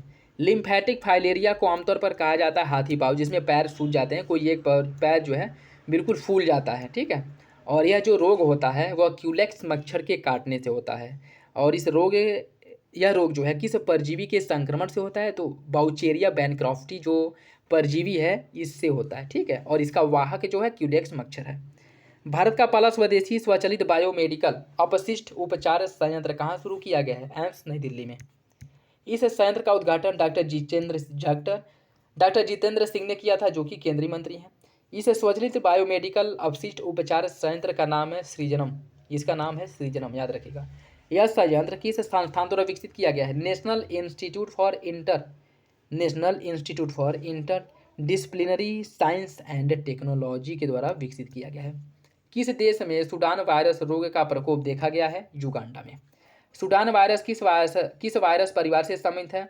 ऑर्थोबोला वायरस परिवार से संबंधित है। सुडान वायरस रोग को किस प्रकार की बीमारी मानी जाती है? रक्तस्रावी बुखार। सुडान वायरस की खोज सबसे पहले की गई थी दक्षिणी सुडान में 1976 में, और इसी के नाम पर इसे सुडान वायरस कहा जाता है।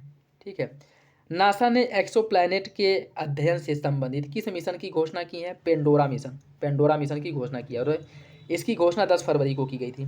और इस मिशन के तहत कम से कम कितने एक्सोप्लैनेट के वायुमंडल का विश्लेषण किया जाएगा? लगभग 20। पेंडोरा मिशन को लॉन्च किया गया था 2025 में। ठीक है। नासा ने इस मिशन को लॉन्च करने की जिम्मेदारी सौंपी है स्पेस एक्स को। किस संस्थान ने Bharat cancer genome Atlas launch किया है? भारतीय प्रौद्योगिकी संस्थान आईआईटी मद्रास ने इसे क्या किया? इसे लॉन्च किया है। आईआईटी मद्रास ने कैंसर जीनोम कार्यक्रम की शुरुआत 2020 में की थी। 2020 में इसके द्वारा शुरुआत की गई थी। राज्यसभा में सरकार द्वारा दी गई जानकारी के अनुसार किस पनडुब्बी को विकसित किया जा रहा है? मत्स्य 6000 जो पनडुब्बी है इसको विकसित किया जा रहा है। मत्स्य परियोजना का विकास National Institute for Ocean Technology NIOT Chennai द्वारा इसका विकास किया जा रहा है। ठीक है। और यह जो है 2026 तक बनकर तैयार होने की बात की गई है। और यह जो है डीप ओशन मिशन जो है, जो भारत सरकार का डीप ओशन मिशन है, या इसका एक क्या है पार्ट है। मत्स्य में कितने लोगों को ले जाने की क्षमता है? 3 लोग इसमें जा सकते हैं। रूसी अंतरिक्ष एजेंसी रोसकोसमोस के नए महानिदेशक दिमित्री बाकानोव को, जो रोसकोसमोस रूसी अंतरिक्ष एजेंसी है, इसका नया महानिदेशक बनाया गया है। रोसकोसमोस इसका मुख्यालय है मॉस्को में। किस राज्य में 1.5 लाख मुर्गियों की मौत हुई थी? आंध्र प्रदेश में। गोदावरी क्षेत्र में बड़े पैमाने पर मुर्गियों की मृत्यु का कारण संदिग्ध एवियन इन्फ्लुएंजा बर्ड फ्लू था। राष्ट्रीय इलेक्ट्रॉनिक और सूचना प्रौद्योगिकी मंत्रालय NIELIT का चीफ डिजाइन में उत्कृष्टता केंद्र का उद्घाटन किया गया है नोएडा में। और यह उत्कृष्टता केंद्र किस स्टार्टअप के सहयोग से स्थापित किया जाएगा? SOCTM सेमीकंडक्टर प्राइवेट लिमिटेड, इसके सहयोग से इसे स्थापित किया जाएगा। हाल ही में समाचारों में रहा एक्सट्रीमली लार्ज टेलीस्कोप ELT, यह कहाँ पर स्थित है? सेरो अरमाजोन्स पर्वत, जो अटाकामा रेगिस्तान चिली में है, यहाँ पर जो है इसे क्या किया गया है? स्थापित किया गया है। और इसका जो निर्माण है यूरोपीय सदर्न ऑब्जर्वेटरी द्वारा किया गया है। और इसकी जो प्राथमिक दर्पण की चौड़ाई है लगभग 39 मीटर है। प्राथमिक दर्पण कितने खंडों या सेगमेंट में बना है? तो 798 हेक्सागोनल सेगमेंट में इसे बनाया गया है। ELT के निर्माण की जो अनुमानित लागत है वो लगभग 1.3 बिलियन यूरो है, लगभग 1.4 बिलियन अमेरिकी डॉलर। इसरो ने कौन सा सॉफ्टवेयर लॉन्च किया है? इसरो द्वारा FEAST 2025 सॉफ्टवेयर लॉन्च किया गया है। ठीक है।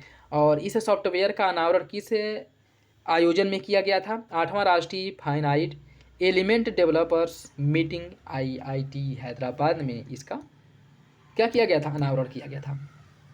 FEATS इसका विस्तृत फुल फॉर्म क्या है? Finite element analysis of structures, यह इसका फुल फॉर्म है। ठीक है। अब पर्यावरण से रिलेटेड जो क्वेश्चन है उसको हम लोग देखेंगे। उगबाड़ जलवायु लचीली कृषि परियोजना किस देश में शुरू की गई है? सोमालिया में जलवायु लचीली कृषि की शुरुआत की गई। कहाँ पे? सोमालिया। नाम है इसका उगबाड़। सोमालिया में कृषि क्षेत्र कितने प्रतिशत आबादी के लिए मुख्य आर्थिक गतिविधि है? लगभग 65%। मतलब कह सकते हैं कि सोमालिया भी एक कृषि प्रधान देश है। उगबाड़ परियोजना किस संगठन के सहयोग से शुरू किया गया है? FAO, जो खाद्य एवं कृषि संगठन है, इसके द्वारा इसकी शुरुआत की गई है। संसद में प्रश्नकाल के अनुसार भारत सरकार ने मैंग्रोव वनों की सुरक्षा के लिए कौन कौन से विनियामक उपाय लागू किए हैं? तटीय विनियामक क्षेत्र CRZ अधिसूचना 2019, वन्य जीवन रक्षक अधिसूचना 1972, भारतीय वन अधिनियम 1927 और जैव विविधता अधिनियम 2002। ठीक है, इन विनियामकों को लागू किया गया। ठीक है, मैंग्रोव संरक्षण के लिए सरकार ने कौन सी प्रचारात्मक योजना की शुरुआत की है? मैंग्रोव पहल। नाम क्या है इसका? मिस्टी नाम है। ठीक है, मिस्टी, कहीं कहीं मिस्टी देखने को मिलेगा। इसकी शुरुआत की गई है मैंग्रोव संरक्षण के लिए। वर्तमान समय में भारत में जो कुल मैंग्रोव आवरण है वह है आपका 4991.68 वर्ग किलोमीटर है। ठीक है, और भारत में सबसे अधिक जो मैंग्रोव कवर है वो पश्चिम बंगाल में है। ठीक है, जो कुल मैंग्रोव कवर का 42.45, लगभग 50% के बराबर मान सकते हैं। ठीक है, मैंग्रोव कवर के मामले में दूसरे स्थान पर गुजरात आता है, जहां पर 23.66% है। अंडमान निकोबार द्वीप समूह तीसरे नंबर पर आता है, 12.39%। ठीक है, तो मैंग्रोव कवर के मामले में अगर क्वेश्चन आ जाए कि सबसे अधिक मैंग्रोव कवर कहाँ है, उसको घटते क्रम में व्यवस्थित कीजिए तो याद रखिएगा। सबसे अधिक है पश्चिम बंगाल में, गुजरात दूसरे नंबर पे है, और जो आपका अंडमान निकोबार द्वीप समूह है तीसरे नंबर पे है। इंडियन ओवरसीज बैंक IOB किस वैश्विक साझेदारी का हस्ताक्षरकर्ता बन गया है? Partnership for carbon outing financial, जो PCAF है उसका। ठीक है, इसका उद्देश्य क्या है? वित्तीय गतिविधियों से होने वाले ग्रीन हाउस गैस उत्सर्जन का मापन करना। किस राज्य में 110 ग्लेशियर पिछले 32 वर्षों में खत्म हो गए हैं? अरुणाचल प्रदेश में। सोच रहे हैं 32 वर्षों में 110 ग्लेशियर समाप्त हो चुके हैं। 1988 से 2020 के बीच कुल कितने वर्ग किलोमीटर ग्लेशियर क्षेत्र समाप्त हुआ है? 309.85 वर्ग किलोमीटर का जो ग्लेशियर है वो समाप्त हो चुका है 1988 से लेकर के 2020 के बीच में। 1988 में अरुणाचल प्रदेश में जो कुल ग्लेशियर थे वो लगभग 746 ग्लेशियर थे। ठीक है, 2020 तक ग्लेशियरों की संख्या जो है यह घट करके 646 रह गई है। नेक्स्ट देखिए, डिफेंस रक्षा से संबंधित बहुपक्षीय नौसैनिक कोमोडो अभ्यास, बहुपक्षीय नौसैनिक कोमोडो अभ्यास जो है यह बाली इंडोनेशिया में हुआ था। इस अभ्यास में भारत की ओर से भाग लिया था INS Shardul long range maritime surveillance P8I विमान, और INS शार्दुल ने भारत का प्रतिनिधित्व किया था। पहला कोमोडो अभ्यास का आयोजन किया गया था 2014 में। INS सुजाता और ICGS वीरा कहाँ पहुँचे हैं? सिहानोक विले बंदरगाह कंबोडिया, सिहानोक विले बंदरगाह कंबोडिया में पहुँचे हैं INS सुजाता और ICGS वीरा। INS सुजाता और ICGS वीरा किस प्रशिक्षण स्क्वाड का हिस्सा है? प्रथम प्रशिक्षण स्क्वाड ITS का, फर्स्ट TS का। ठीक है, यह यात्रा किस भारतीय नीति के तहत किया गया है? एक्ट ईस्ट नीति के तहत यह किया गया है। किस मिसाइल सह गोला बारूद बाजार का जलावतरण किया गया है? LSAM 11 यार्ड 79 का। LSAM का जलावतरण कहाँ किया गया है? मीरा भयंदर, महाराष्ट्र में। 8वीं मिसाइल सह गोला बारूद बाजारों के निर्माण का जो अनुबंध है किसके साथ किया गया है? Secon engineering project private limited Visakhapatnam के साथ। और अब तक कितने बाजारों की सफलतापूर्वक डिलीवरी हो चुकी है? 7 बाजारों की। ठीक है, 7 बाजारों की। राष्ट्रपति डोनाल्ड ट्रंप ने भारत को कौन सा लड़ाकू विमान देने की पेशकश की है? F-35। ठीक है, F-35 लड़ाकू विमान किस कंपनी द्वारा विकसित किया? लॉकहीड मार्टिन द्वारा इसका विकास किया गया। ठीक है, किस आधुनिक तकनीकी से लैस है? स्टेल्थ तकनीकी से। 5th जनरेशन का यह विमान है। अश्व की इंडक्शन सेरेमनी कहाँ आयोजित की गई थी? नौसेना डॉकयार्ड विशाखापत्तनम में।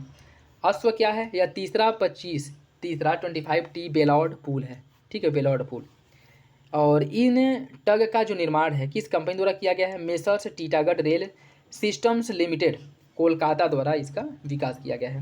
भारत और स्पेन के रक्षा मंत्रालयों के बीच संयुक्त कार्य समूह की 5वीं बैठक का आयोजन नई दिल्ली में किया गया था। इस बैठक की अध्यक्षता किन अधिकारियों ने की थी? अमिताभ प्रसाद, जो संयुक्त सचिव हैं अंतर्राष्ट्रीय सहयोग के, और ब्रिगेडियर जनरल पॉलिनो गार्सियो डिएगो, जो स्पेन के हैं, इनके द्वारा इसकी अध्यक्षता की गई थी। भारत और स्पेन के बीच रक्षा विमानन क्षेत्र की पहली मेक इन इंडिया परियोजना कौन सी है? यह C295 प्रोजेक्ट है। C295 प्रोजेक्ट किन कंपनियों के बीच सहयोग का परिमाण है? यह जो है एयरबस स्पेन और टाटा एडवांस सिस्टम लिमिटेड के बीच एक सहयोग का परिणाम है। रूस किस मिसाइल का बड़े पैमाने पर उत्पादन शुरू करने वाला है? इस्कंदर एम मिसाइल जो है इसका। इस्कंदर मिसाइल प्रणाली किस प्रकार की प्रणाली है? यह शॉर्ट रेंज बैलिस्टिक मिसाइल है। शॉर्ट रेंज बैलिस्टिक मिसाइल है जिसकी अधिकतम मारक क्षमता है 500 किलोमीटर। ठीक है, 500 किलोमीटर इसकी अधिकतम मारक क्षमता है। नेक्स्ट देखिए, विविध वाले सेक्शन को हम लोग देखेंगे। इसमें राष्ट्रपति डोनाल्ड ट्रंप ने किसे अमेरिकी राष्ट्रीय खुफिया विभाग का निदेशक नियुक्त किया है? तुलसी गबार्ड को। यूनानी दिवस 2025 का मुख्य आयोजन जो किया गया था नई दिल्ली में किया गया था। यूनानी दिवस 2025 के अंतर्राष्ट्रीय सम्मेलन का उद्घाटन किया था राष्ट्रपति द्रौपदी मुर्मू ने। यूनानी दिवस किसके सम्मान में मनाया जाता है? हकीम अजमल खां की सम्मान में मनाया जाता है यूनानी दिवस।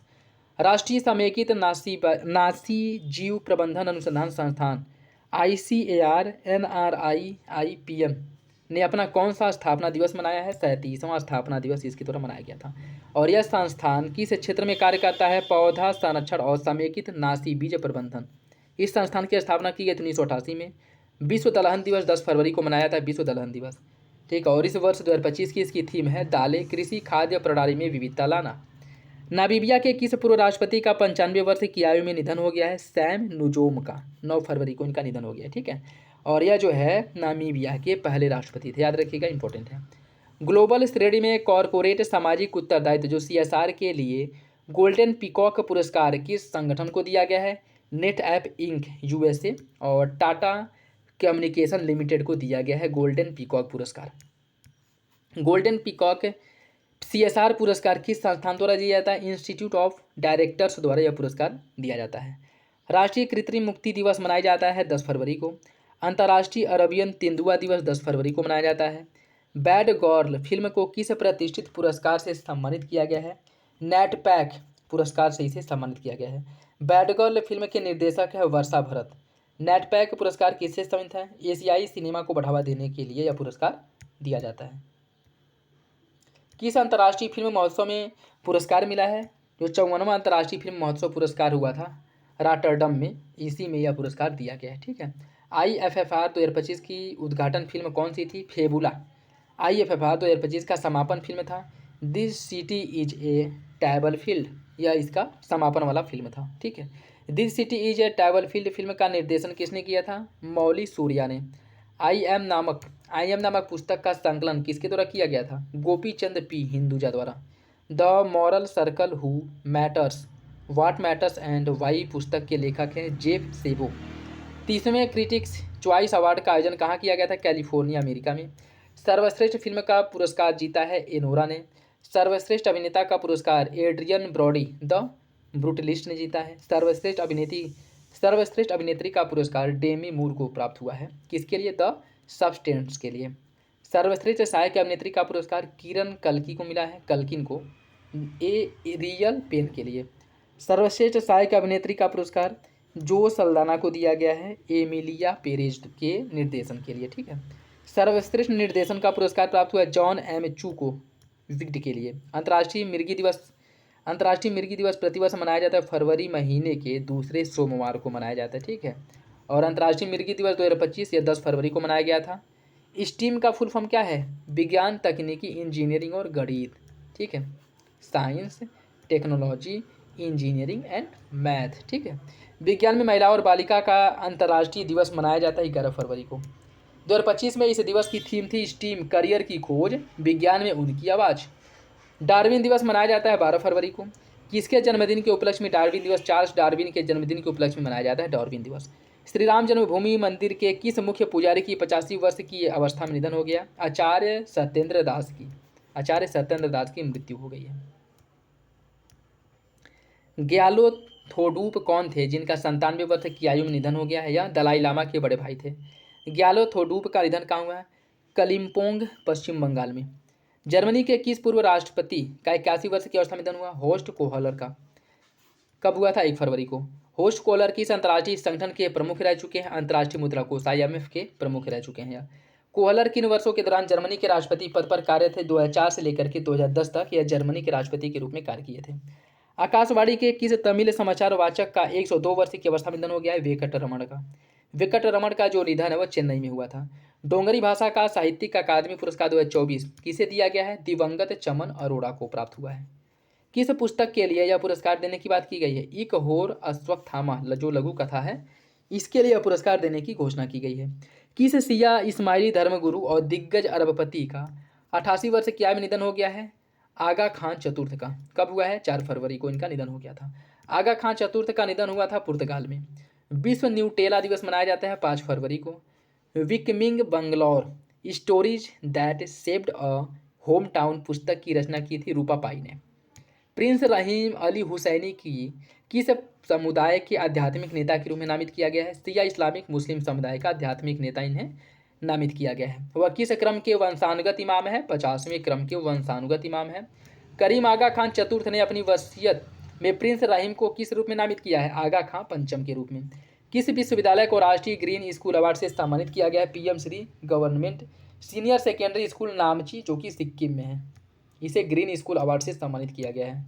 किस संगठन द्वारा राष्ट्रीय ग्रीन स्कूल अवार्ड दिया गया है? Centre for science and environment द्वारा यह पुरस्कार दिया जाता है। राष्ट्रीय ग्रीन स्कूल अवार्ड समारोह कहाँ आयोजित किया गया था? इंडिया हैबिटेट सेंटर नई दिल्ली में इसका आयोजन किया गया था। भाजपा के किस वरिष्ठ नेता का निधन हो गया है? कामेश्वर चौपाल। 7 फरवरी को इनका निधन हो गया था। कामेश्वर चौपाल किस संगठन से जुड़े थे? राम जन्मभूमि तीर्थ क्षेत्र ट्रस्ट से। ई दिवस मनाया जाता है 7 फरवरी को। ई दिवस या ई डे किस गणितीय स्थिरांक का जश्न मनाने के लिए मनाया जाता है? ई यूलर की संख्या। गणितीय स्थिरांक ई का लगभग मान क्या होता है? 2.71828। सिटी इंडिया का सीईओ नियुक्त किया गया है के बाला सुब्रमण्यम को। जीएसएमए बोर्ड का कार्यवाहक चेयरमैन बनाया गया है गोपाल विट्ठल को। गोपाल विट्ठल वर्तमान में किस भारतीय कंपनी के प्रबंध निदेशक है? भारतीय एयरटेल की। पुस्तक Harry Hobbs of Kolkata and other forgotten lives के लेखक हैं देवाशीष चट्टोपाध्याय।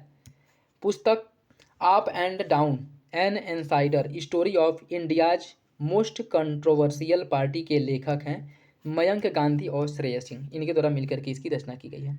पुस्तक बिल्डिंग ए स्टोरी ब्रांड 2.0 के लेखक हैं डोनाल्ड मिलर। पुस्तक go wild stories essays and comics that celebrate our earth के लेखक हैं Bijal Vachharajani. The root of Prabhakaran पुस्तक की रचना एम.आर. नारायण स्वामी ने किया था। वीडी नॉर्थ पार्ट पुस्तक के लेखक हैं हांगकांग। पुस्तक the other Mohan in Britain's Indian Ocean empire की रचना अमृता शाह द्वारा की गई थी।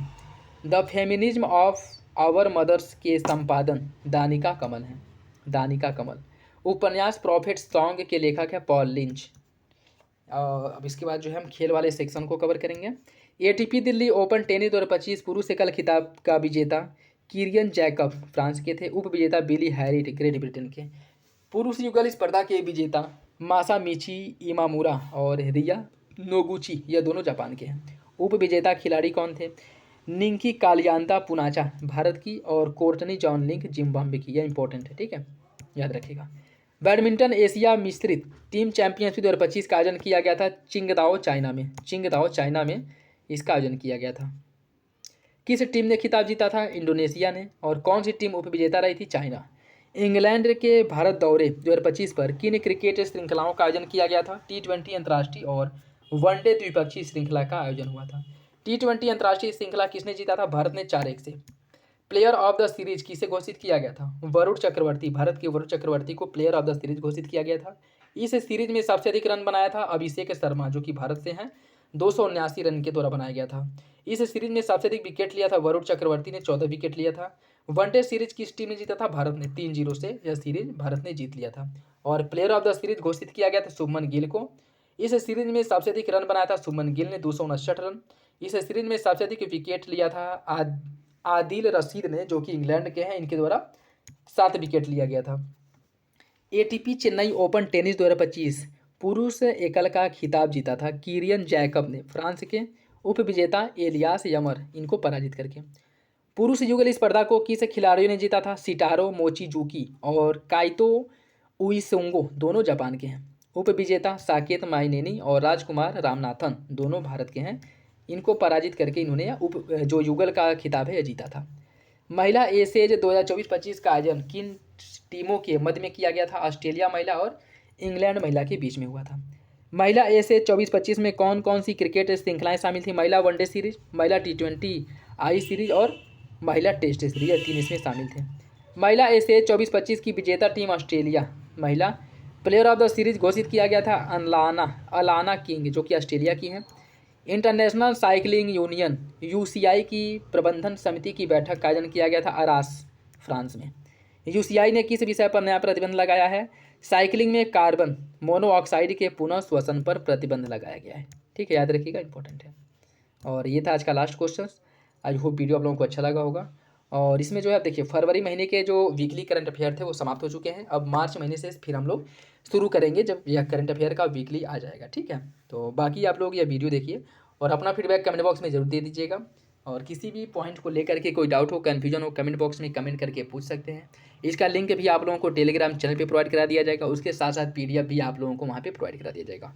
उसके साथ साथ जो आपके यूपीएससी के लिए आपका PT 365 चल रहा था, वो सीरीज भी चलेगी। और आपके RO के लिए जो नए टेस्ट सीरीज हैं वो भी आपको प्रोवाइड कराया जाएगा। तो चलिए, मिलते हैं अगले वीडियो में, तब तक के लिए धन्यवाद। जय हिंद।